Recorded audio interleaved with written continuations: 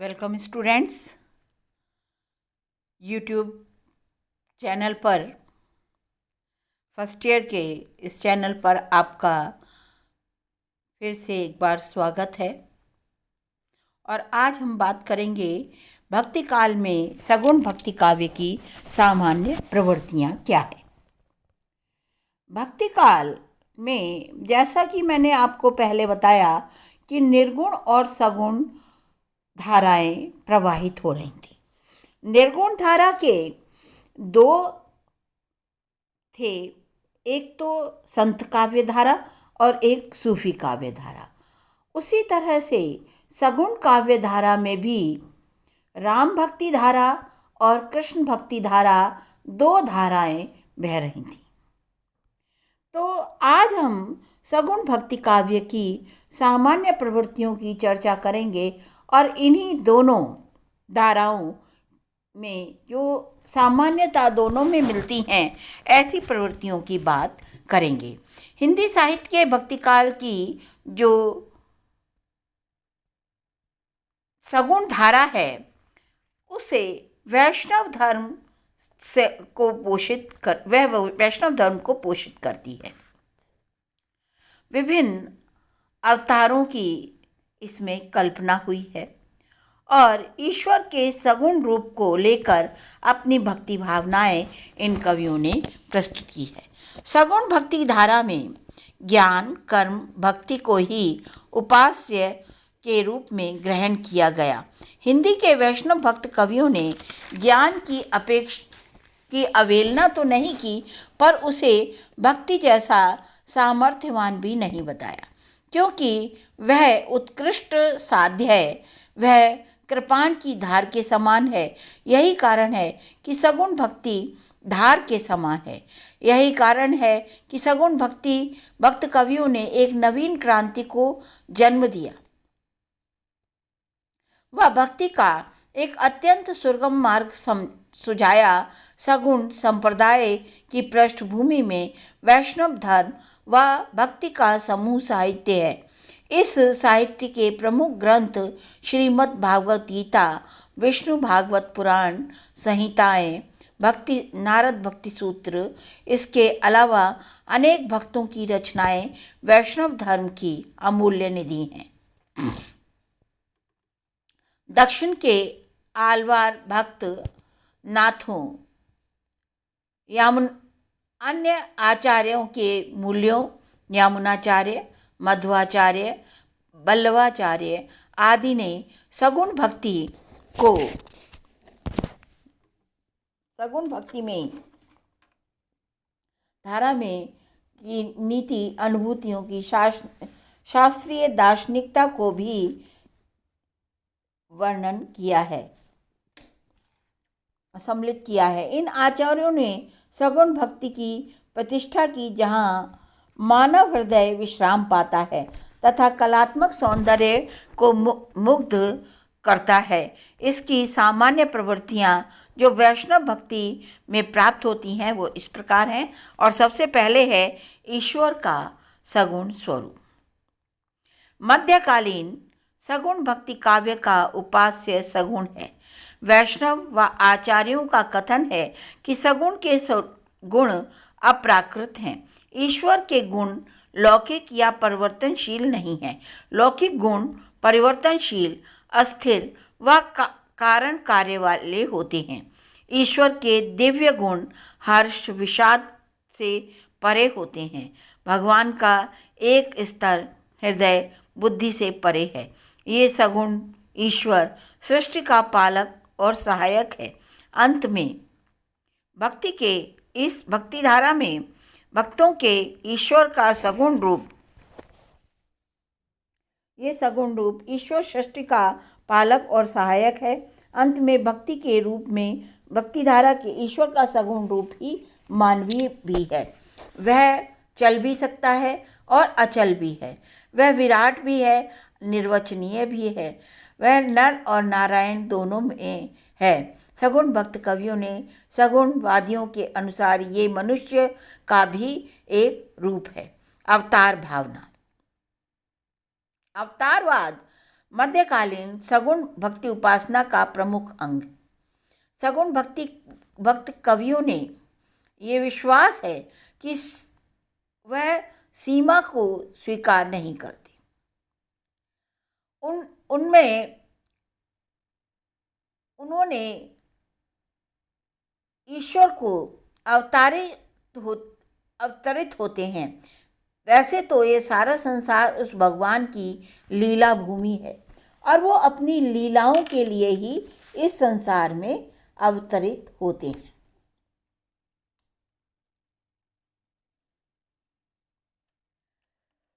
किंतु वैष्णवों के अनुसार गीता की विभूति व ऐश्वर्य, योग, ज्ञान, कर्म, ऐश्वर्य, प्रेम भगवान की विभूतियां हैं जो किसी भी रूप में किसी भी क्षेत्र में कौशल दिखाते हैं। वे भगवान की विभूति को साकार करते हैं। सगुण भक्ति में असीम ससीम में कोई भेद नहीं होता। लीला रहस्य। सगुण भक्ति काव्य में लीला रहस्य का अत्यंत महत्व है। चाहे वह तुलसी के राम हो या सूर्य के कृष्ण हो, कृष्ण पर राम दोनों ही के रूप लीलाधारी हैं। उनमें अवतार का उद्देश्य लीला है, वह लीला का उद्देश्य कोई नहीं। तुलसी के राम रावण का संहार करने के लिए विविध लीलाएं करते हैं। तुलसी के अनुसार पूरा रामचरितमानस लीला ही है। रामचरितमानस में ऐसे बहुत से प्रसंग आए हैं जिनमें राम के लीला अवतारवादी होने के प्रमाण मिल जाते हैं। तुलसी के राम के लिए कुछ भी अप्राप्त नहीं है। इसी तरह कृष्ण की भी लीलाधारी हैं और जहाँ वे लीला करते हैं, एक और गोपियों के साथ सारी मर्यादाओं का अतिक्रमण कर आकर्षित करते हैं, तो दूसरी ओर बकासुर आदि राक्षसों का वध भी करते हैं। ईश्वर सर्वत्र लीलाधारी है। ये संसार उसकी लीला भूमि है। रूपोपासना। सगुण भक्ति काव्य में नाम और रूप से ही साहित्य का आरंभ होता है। सगुण भक्ति साधना में भगवान के नाम रूप को आनंद के अक्षय भंडार के रूप में देखा गया है। सगुण भक्त भगवान के नाम व स्वरूप पर इतना विमुग्ध है कि लौकिक छवि उनके पक्ष में बाधक नहीं बन सकती। आरंभ में रूपोपासना भक्त को रूप युगल मूर्ति के समक्ष आकर उपासना करनी होती है, परंतु निरंतर भावना, चिंतन, गुण कीर्तन से अपने आराध्य में ऐसी समाविष्टता देखता है। पुष्टि मार्गी कवि के लिए श्रृंगार के सभी उपकरण मोहन के आगे फीके हैं। उनके कृष्ण भूमि पर सौंदर्य की अतुल राशि हैं। यद्यपि तुलसी के राम शील व सौंदर्य का समन्वय हैं। उन्होंने दास्य भाव से भक्ति की है। उनके राम अपनी अकृत्रिम छवि से त्रिभुवन को लुभाने वाले हैं। हिंदी की मध्ययुगीन भक्ति साहित्य में दास्य और सख्य वात्सल्य का स्वरूप विशेष महत्व है। विभिन्न दार्शनिक सिद्धांतों का प्रभाव। भगवान के अतिरिक्त हिंदी के सगुण भक्ति काव्य में विभिन्न दार्शनिक सिद्धांतों का प्रभाव पड़ा। शंकर का अद्वैतवाद, विशिष्टाद्वैतवाद, अद्वैतवाद आदि, द्वैताद्वैतवाद आदि विभिन्न सिद्धांत विभिन्न आचार्यों रामानुजाचार्य, मध्वाचार्य, चैतन्य, बल्लवाचार्य आदि के द्वारा प्रतिपादित किए गए। भक्ति का समाधान करते हुए भगवान की प्राप्ति में उसकी अनिवार्यता को इन्हीं आचार्यों ने सिद्ध किया। आत्मसमर्पण द्वारा उन्होंने अपने जीवन को कृतकृत किया। परमात्मा साक्षी है, जीव उसका अंश है। बल्लवाचार्य ने पुष्टि मार्ग में तथाकथित भगवान की आनंद लीला में अप्राकृत देह धारण करके प्रवेश करता है। विविध स्रोत। मध्यकालीन भक्ति काल में के उपजीव्य ग्रंथ हैं रामायण, महाभारत। रामायण की अपेक्षा भागवत की छाप इन पर ज़्यादा गहरी पड़ी है।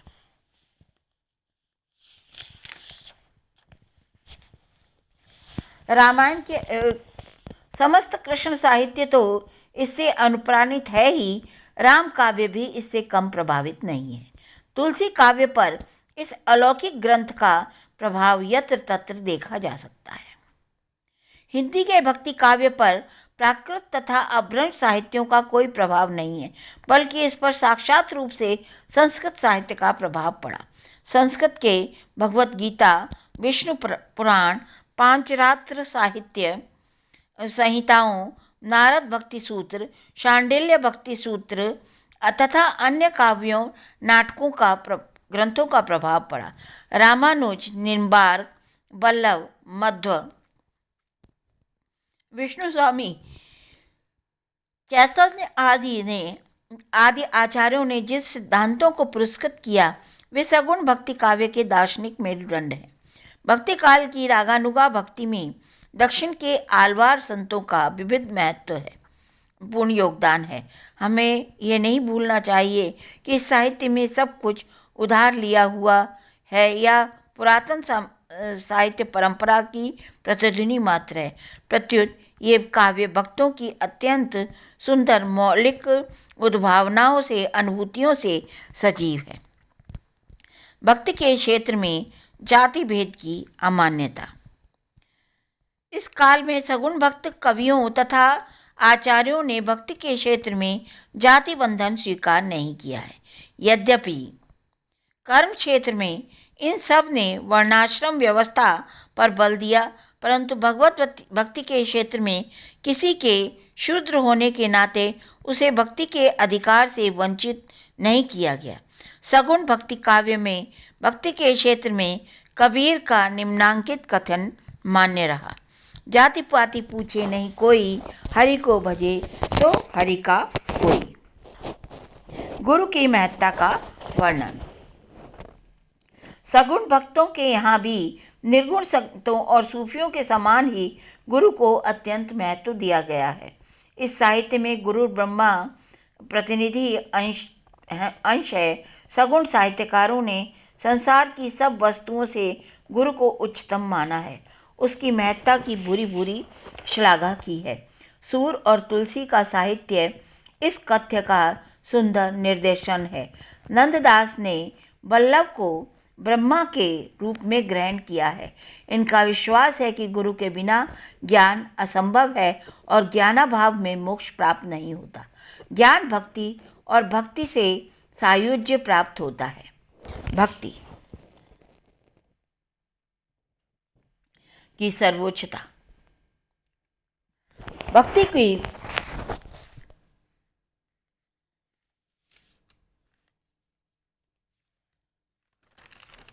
भक्ति की सर्वोच्चता।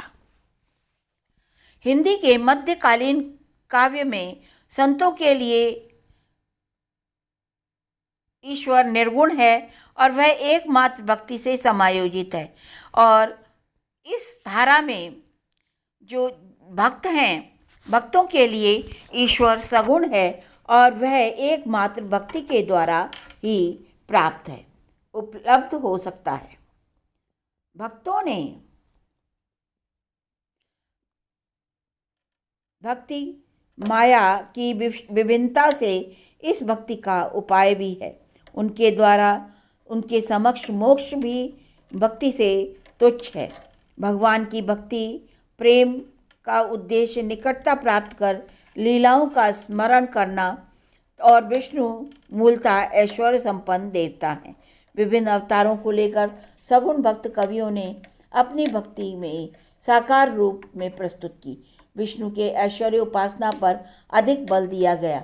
वल्लभाचार्य निम्बार्क संप्रदाय में भगवान के ऐश्वर्य की अपेक्षा उनके माधुर्य को अधिक महत्व दिया गया।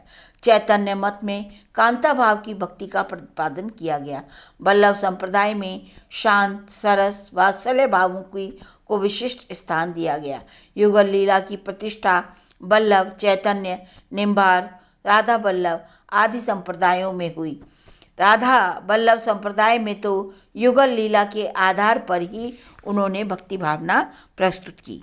नवधा भक्ति के 9 सोपानों के आधार पर भक्ति भावना। सगुण भक्ति काव्य में नवधा भक्ति का विशेष महत्व है।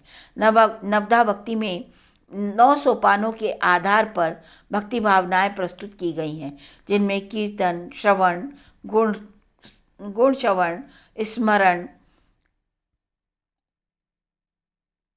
पाद सेवा, अर्चना, दास्य, सख्य, मन चिंतन, आत्मनिवेदन आदि 9 सोपानों का वर्णन किया गया है। भक्ति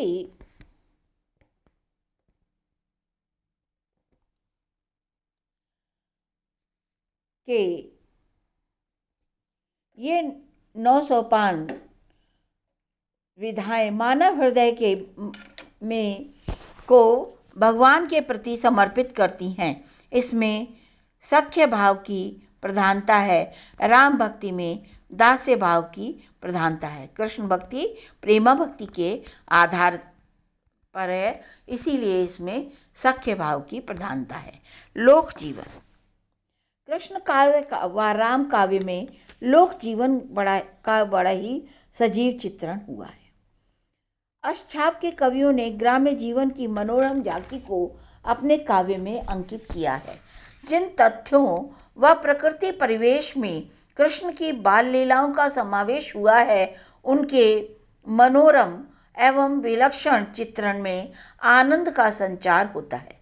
तुलसी के राम भक्तों का उद्धार करने वाले हैं। ये इस व्रत के लिए नाना प्रकार के कष्टों को सहन करते हैं, व्रत लेते हैं कि लोक भेद में कहीं भी क्षीण नहीं होगा। राम और कृष्ण में शील, सौंदर्य, शांति का अनूठा समन्वय है।